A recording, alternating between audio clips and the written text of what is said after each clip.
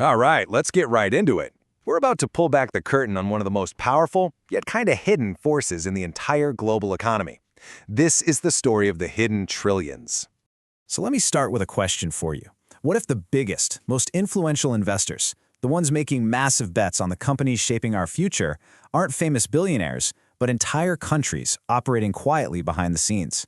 And look, we're not talking about a little bit of money here. We are talking about a pool of cash that's over $12 trillion. Yeah, that's trillion with a T. It's a number that's almost impossible to wrap your head around, and it's constantly moving around the globe. The real question is, who controls it? So, what do we call these massive state-controlled financial giants? Well, they have a name: sovereign wealth funds. And once you understand what these are, the whole picture starts to make a lot more sense.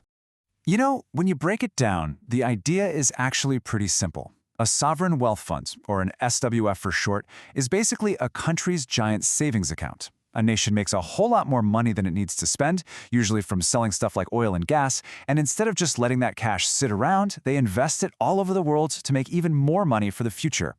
So how does one of these funds get started? It's usually a pretty simple three-step process. First, there's a huge economic boom. A ton of extra cash floods into the country. Second, the government looks at its bank account and goes, whoa, we have way more money than we need for our daily expenses. And third, they make a huge strategic decision. Let's invest it for the future. They create a special fund to make that wealth grow for generations. Which, of course, brings us to the next big question. If we're talking about all these trillions of dollars, who exactly are these titans of capital? Which nations are calling the shots? All right, let's name some names. Who's behind these massive funds? When you look at the top players, the scale is just mind-blowing.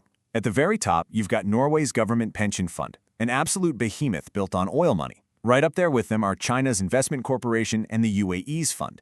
Just those three alone control trillions of dollars, which gives them an incredible amount of power over global markets. I mean, just think about Norway. It's a pretty small country, right? Only about 5 million people, and yet it controls one of the biggest investment funds on the planet.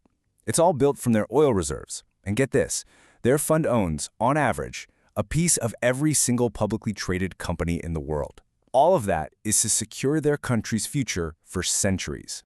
Then you've got an economic superpower like China. For them, this isn't just about making a profit. They are incredibly strategic.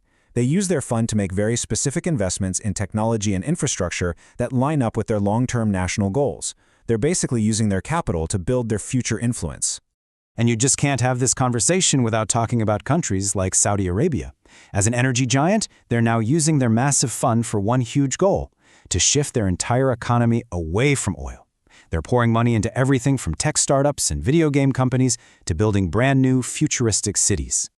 Okay, so we know who has the money, but what are they actually doing with it? This isn't cash just sitting in a vault, it's out there, being put to work in what you could basically call a global shopping spree. This gives you a really good snapshot of what they're buying.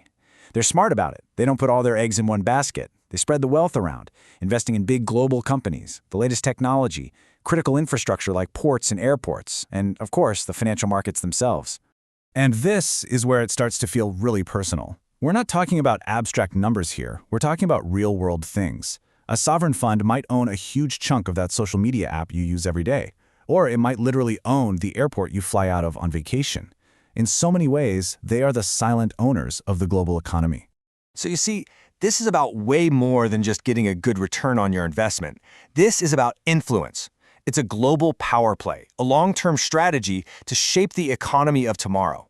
And their impact is just profound because they're so huge. A single decision from one of these funds can move an entire market. They can steer the future of critical industries like AI or renewable energy just by deciding which companies get funded. And over time, this literally shifts the global balance of economic power. So, what does this all add up to? Well, it leads us to a really powerful realization. We're witnessing the rise of a totally new kind of investor: the nation-state itself.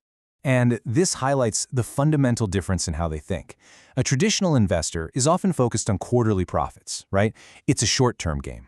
But a sovereign investor, a nation, is playing chess, not checkers.